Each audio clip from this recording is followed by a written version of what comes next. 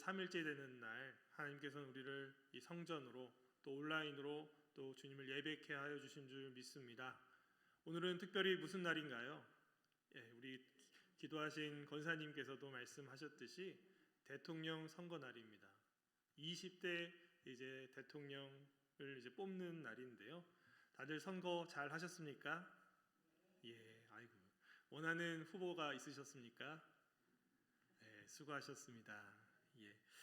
사실 이런 날이 설교자로서는 사실 좀 부담이 많이 됐습니다. 설교 스케줄이 나왔는데 하필이면 3월 9일이더라고요. 그래서 주님 이걸 어떻게 해야 됩니까? 기도 끝에 어떤 본문을 제가 정할 수도 없고, 그래서 지난번에 저와 함께 했던 이제 누가복음 11장 앞에 있는 말씀, 우주 기도 후에 있는 본문을 가지고 그대로 이제 말씀을 전하게 되었습니다. 이런 중요한 선택의 날에 여러분들과 함께 나누길 원하는 것은 무엇인가 하면 아버지의 마음은 어떠하실까라는 부분입니다. 우리가 신앙생활을 하면서 하나님을 아버지라고 부르고 하나님 아버지의 마음만 정확하게 우리가 알고 있다면 가장 그분은 행복한 분일 것 같습니다. 하나님 아버지의 뜻과 계획을 알고 기도하길 원할 것이고, 하나님 아버지의 마음을 안다면 우리의 삶에서도 진정으로 하나님이 우리와 함께 하실 것이기 때문입니다.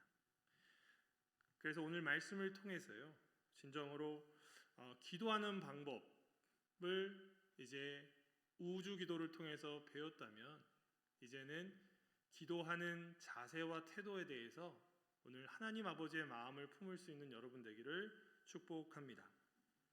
특별히 우주 기도에 대해서 앞에 제가 설명을 해드렸는데요. 기억이 나실지 모르겠습니다.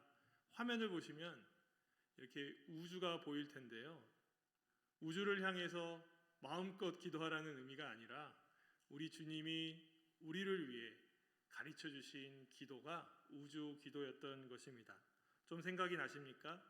우주를 향한 맹목적인 기도가 아니라 바로 하나님께서 우리를 위해 가르쳐 주신 기도대로 하나님의 이름을 부르짖는 것이고, 또 하나님의 나라를 위해서 우리가 기도하라는 것입니다.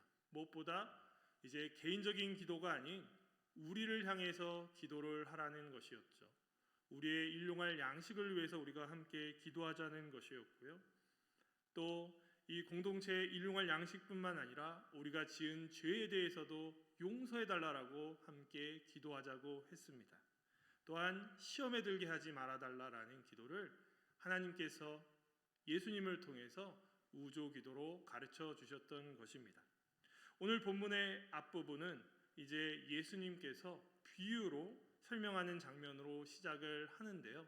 내용을 보시면 되게 흥미로운 부분이 있습니다. 친구가 하나 있는데요. 제가 친구에게 한밤중에 찾아간다는 것입니다. 왜 간 것일까요? 친구에게 떡 3덩이를 빌려달라고 하기 위해서 갔다는 것입니다. 요즘 이런 일이 가능할지 모르겠습니다. 전화만 하면, 또 카톡이나 온라인으로 스마트폰만 이용하면 배달 서비스가 다 되게 오는데 굳이 이럴 필요가 없지 않습니까? 하지만 당시 떡 3덩이만 있으면 한 사람의 그 일용할 양식이 준비된 것이라고 합니다. 왜 이런 요청을 했는지 여러분들 6절에 보시게 되면요, 또 나에게 또 다른 친구가 여행 중에 온 것입니다. 그런데 나라는 사람은 그의 배를 채워줄 만한 요깃거리가 하나도 없었던 것이죠. 그래서 바로 옆집에 사는 친구에게 한밤중에, 그것도 자정 정도 되는 이 시간에 그를 찾아가서 자고 있는 그를 깨워서는 떡 3덩이만 달라라고 요청을 한 것입니다. 어떻습니까? 이런 요청을 받은 사람이 넉넉히 먹을 게 있다면 어렵지 않게 빌려줄 만할 법합니다. 남도 아니고 친구인데 당연히 빌려줄 것이죠. 그런데 이 사람의 입장을 한번 들어보십시오. 문이 닫혀 있고 아이들이 함께 침실에 누워 있고 일어나서 그래서 줄 수 없다라고 이렇게 말할 수도 있지 않겠습니까? 여러분, 이 장면이 이해가 되십니까? 당시 이스라엘 집 구조는 여러 구조가 있었겠지만 오늘 예수님이 이야기하신 이 집 구조는 아마도 방 한 칸 구조에서 공동체, 가족들이 함께 사는 장면일 것 같습니다. 함께 공동체 생활을 하기 때문에 이 떡 세 덩이를 내어주는 것이 너무 힘들었던 것 아니겠습니까? 예수님이 이런 상황을 설정해서 은근히 던져 놓으시고는 너희라는 말을 통해서 이렇게 이야기를 하신 것입니다. 여기 너희는 누구인가요? 맞습니다. 자신들에게도 세례 요한이 그의 제자들에게 가르쳐 주었던 바로 기도문처럼 가르쳐 달라라고 요청했던 제자들이 바로 너희들입니다. 약간의 공백을 둔 상태에서 생각하게 만드시는 분이 바로 예수님이신 것이죠. 사랑하는 여러분, 우리도 모두 구주 예수님의 제자입니다. 맞으시죠? 제자이기 때문에 예수님의 뜻과 생각을 헤아리는 것은 너무도 중요할 것입니다. 예수님께서는 당신의 그 사랑하는 제자들이 생각하기를 바라셨고 이해하기를 바라셨던 것입니다. 이것이 바로 예수님의 마음인 것이죠. 짧은 시간이었지만 그 시간을 통해 다음 어떤 말씀을 예수님께서 하실지를 궁금해할 수 있었던 것입니다. 약간의 공백이 우리 중에도 있었으니까 이제 예수님의 답을 한편 살펴보기를 원하는데요. 8절의 말씀을 함께 읽도록 하겠습니다. 시작. 내가 너희에게 말하노니 비록 벗됨으로 인하여서는 일어나서 주지 아니할지라도 그 간청함을 인하여 일어나 그 요구대로 주리라. 아멘. 그렇습니다. 모든 우리 믿음의 사람들은 친구라는 이유로 친구의 부탁을 좀 못 들어줄 수 있을지 모르겠지만 바로 그 친구가 간청을 하고 떼를 쓰게 된다면 들어줄 수밖에 없을 것입니다.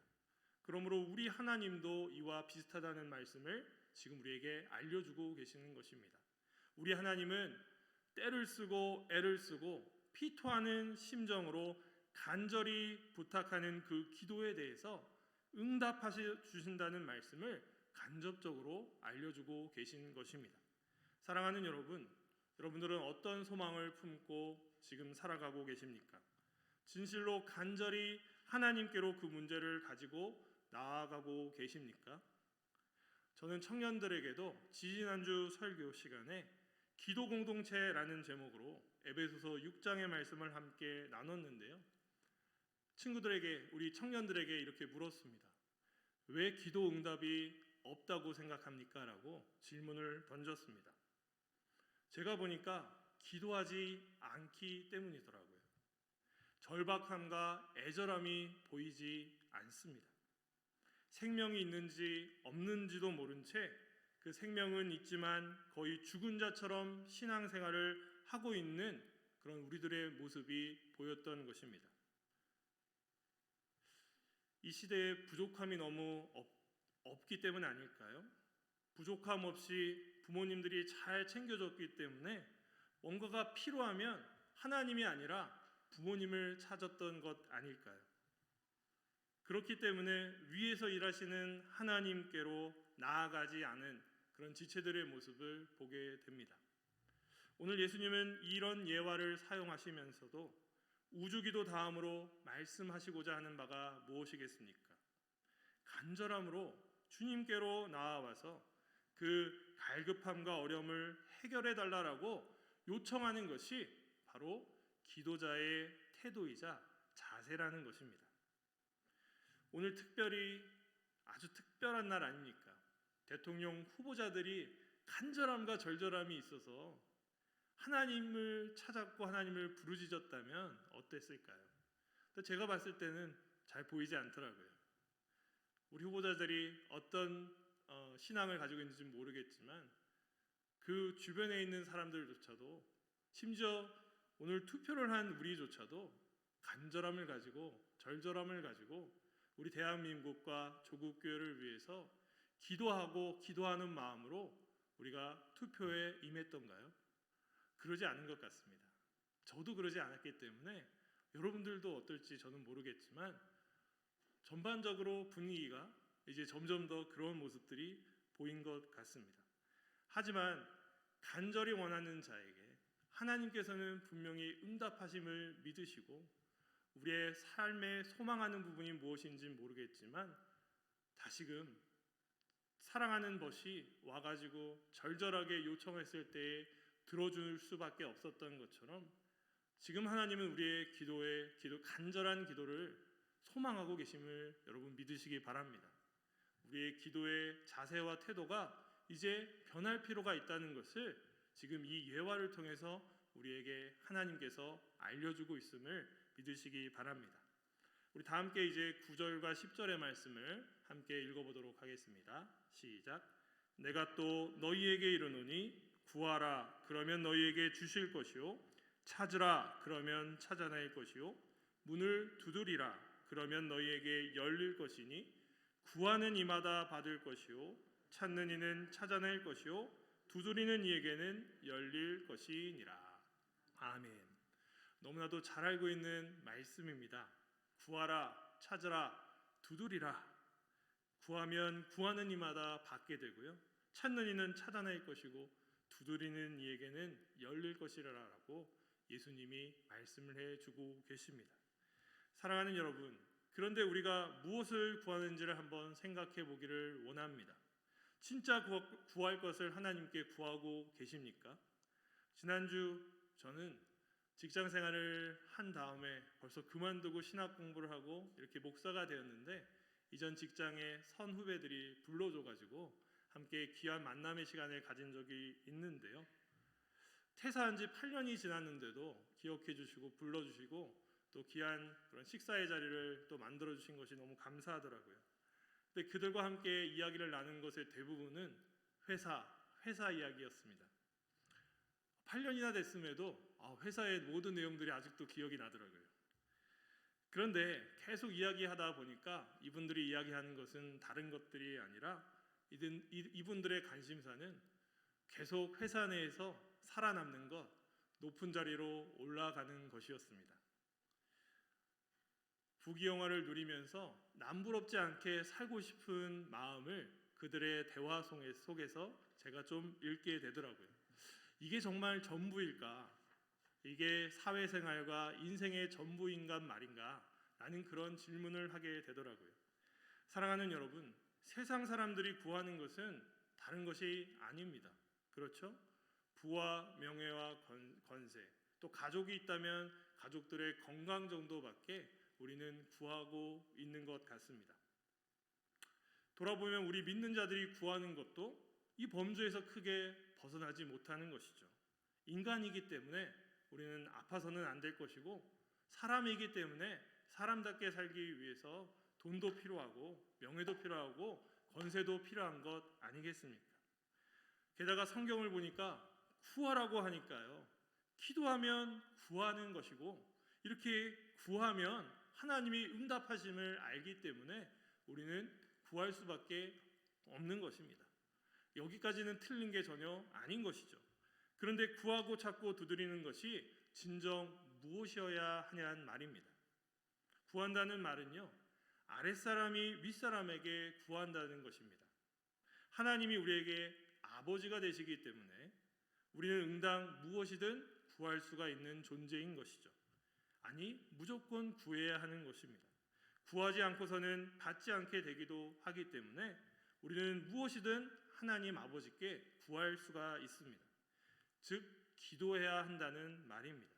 게다가 주님이 가르쳐 주신 것처럼 우리가 진정 구해야 할 기도 제목은 우주 기독에 다 담겨져 있습니다. 무엇보다 눈에 띄는 게 있다면 그것은 아버지의 이름이 거룩히 여김을 받으실 것과 하나님의 나라가 임할 것을 우리가 진정으로 구해야 한다는 사실입니다. 그런데 우리가 진짜 구하고 있는 것은 무엇입니까?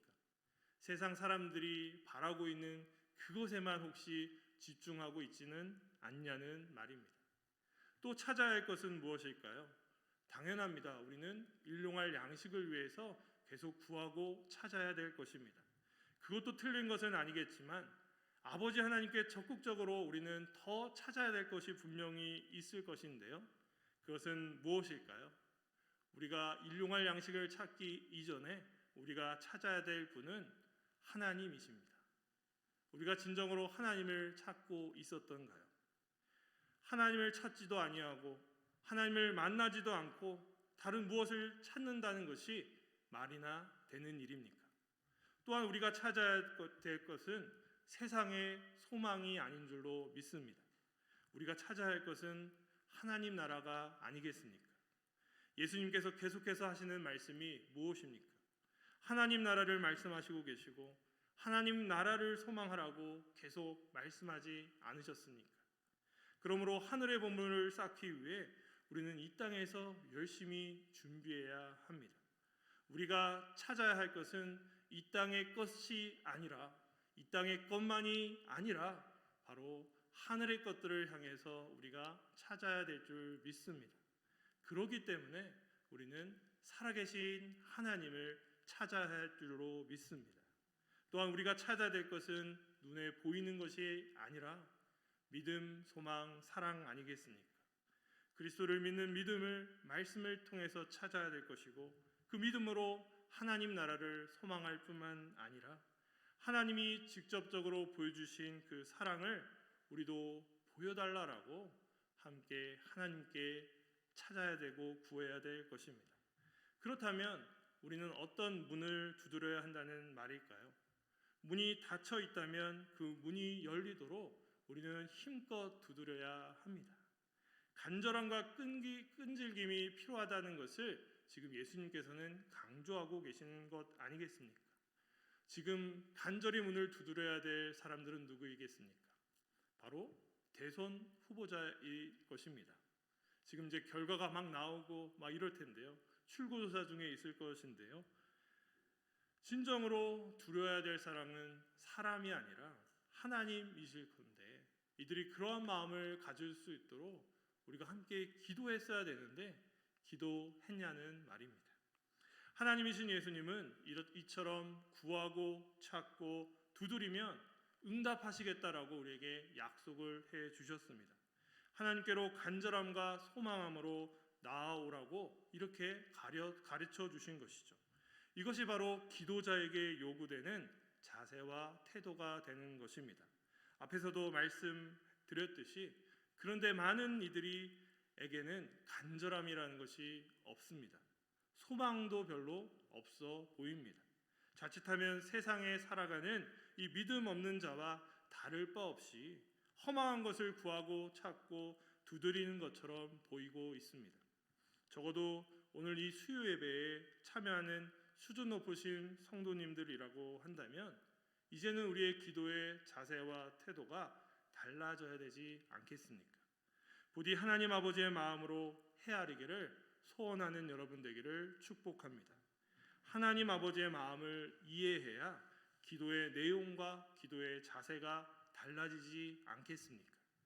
그래서 더욱 예수님은 밤중에 찾아온 이 친구의 예화를 들으셔서 간절하게 구하는 자에게 하나님은 그를 결코 홀로 내버려 두지 아니하시고 그의 소원을 들어주신다라고 하셨을 뿐만 아니라 구하고 찾고 두드리는 자에게는 하나님께서 응답하신다라고 이렇게 말씀하신 것입니다. 우리 다음으로 11절과 12절의 말씀을 우리 함께 읽어보도록 하겠습니다. 시작. 너희 중에 아버지 된 자로서 누가 아들이 생선을 달라 하는데 생선 대신에 뱀을 주며 알을 달라 하는데 전갈을 주겠느냐. 다시금 예수님께서는 비유로 말씀을 하고 계십니다. 아버지라고 한다면 누가 아들이 생선을 달라고 요청했을 때에 뱀을 주겠습니까? 알을 달라고 했을 때에 어떻게 전갈을 줄 수 있겠습니까? 아무리 악한 부모라 할지라도 자식에게는 가장 좋은 것을 줄 알기 때문에 하나님 아버지가 어떤 분이신지를 지금 비유로 설명을 하고 계시는 것이죠. 저도 이제 나이가 들어가니까 이전에는 결혼식장에서 친구들을 만나게 되었는데 이제는 장례식장에서 자주 가끔씩 만나고 있습니다.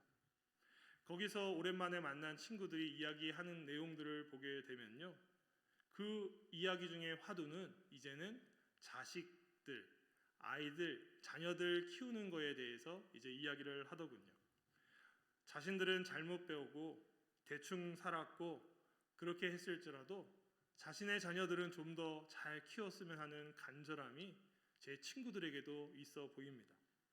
심지어 자신들이 하나님이 언제 부르실지 모를지라도 자식들은 좀 더 많은 유산을 남겨줘서 잘 살았으면 하는 그런 마음까지도 품고 있더라고요. 이것이 바로 부모의 마음 아니겠습니까? 사랑하는 여러분, 하나님의 아버지의 마음은 실제로 이렇게 더 부유하시고 넉넉하십니다. 그런데 우리가 아버지의 마음을 지금까지 잘 모르고 살았던 것 아닙니까? 아버지는 물론 공의로우시기 때문에 우리가 잘못하면 그냥 놔두지 않으시는 분이 하나님이십니다. 물론 잘못을 했다면 죄를 인정해야 하고요. 심지어 죄값도 받아야 하는 것이 당연할 것입니다. 하나님은 우리의 죄를 대신할 수 있도록 당신의 아들이신 예수 그리스도를 이 땅에 보내어 주시기까지 하셨습니다. 그렇다면 이것이 공의로우신 하나님 아버지께서 보여주신 사랑이 아니고 무엇이겠습니까? 그러므로 하나님의 사랑이 얼마나 크고 얼마나 넓은 것입니까? 우리는 여전히 하나님을 더 깊이 알아가야 하는 존재입니다. 하나님 아버지 마음 깊은 곳으로 들어가 보기를 소망합니다. 특별히 우리 부모 세대까지는 하나님의 큰 은혜를 주셨고 부흥을 경험하게 하시지 않았습니까? 그런데 왜 오늘 살아가는 21세기 2022년대 아무런 부흥의 기미가 보이지 않는 것일까요? 저는 오늘 말씀을 통해서도 깨닫게 되는데요. 아버지 마음을 여전히 모르고 있기 때문에 우리들에게는 소망도 없고 부흥도 없다는 판단이 들고 있습니다. 하나님을 만나기 위해 진정으로 간절히 나와 하나님의 이름을 부르짖는 그 한 사람을 하나님께서는 찾아고 계십니다. 목회자인 저부터라도 기도해야 되는데 기도하지 않았고 아버지의 마음을 깨달아야 되는데 깨닫지 못했기 때문에 심지어 구하지도 못하고 찾지도 않고 두드리지 않았던 것입니다. 심지어 아버지의 마음은 자식을 향해서 가장 귀한 것을 주기를 기다리고 계시는데 그것을 깨닫지 못하고 우리 조국교회와 우리 성도들과 심지어 우리 목회자들이 하나님을 찾지 않았고 하나님을 구하지 않았고 두드리지 않았던 것입니다. 사랑하는 여러분, 이제는 변화가 돼야 될 필요가 있습니다. 아버지의 마음을 더 알아가기 위해 우리는 그 시간을 기도의 자리로 우리의 위치가 조정될 필요가 있는 것이죠. 13절의 말씀을 제가 읽어드리도록 하겠습니다. 너희가 악할지라도 좋은 것을 자식에게 줄 알거든 하물며 너희 하늘 아버지께서 구하는 자에게 성령을 주시지 않겠느냐 하시니라. 아멘. 사랑하는 여러분, 우리는 간절히 주님께로 나와 구하고 찾고 두드려야 합니다. 하나님이 우리의 아버지가 되시기 때문에 우리는 응당 아버지께로 나올 수가 있는 것이고 또 구할 것을 반드시 알아야 하는 것입니다. 그런데 특이하게요, 오늘 본문의 말미에 하늘 아버지께서 구하는 자에게 성령을 주시지 않겠느냐라고 기록되어 있습니다. 갑자기 성령이 나오니까 좀 당황스러울 수 있는데요. 우리는 하나님께 기도할 때에 온갖 선물들을 다 받을 수 있습니다. 우주기도대로 우리가 하나님을 부르짖고 하나님의 이름과 그의 나라를 위해 기도한다면요, 하나님께서 우리의 기도에 응답하지 않으실 분이 아니신 것입니다. 우리가 간절함과 확신으로 구하고 찾고 두드린다면 하나님은 용을 쓰는 우리의 기도에 반드시 반응하실 분이십니다. 이 땅에 좋은 것과 비교할 수 없는 것이 있으니 그것은 바로 성령입니다.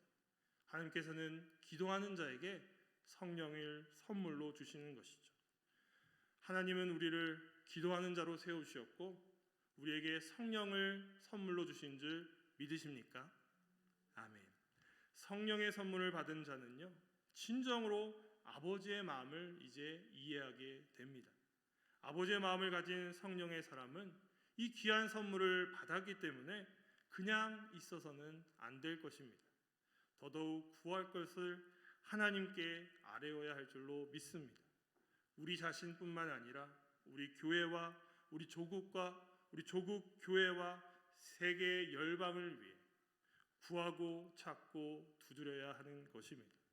하나님 아버지의 마음을 담아서 주님께로 나아오는 자에게 주실 응답을 기대하시면서 우리가 드리는 우주기도의 그 태도와 자세에 완전한 변화가 있기를 구주 예수님의 이름으로 축원합니다. 아멘. 이 시간 우리 같이 찬양하고 우리 기도하도록 하겠습니다.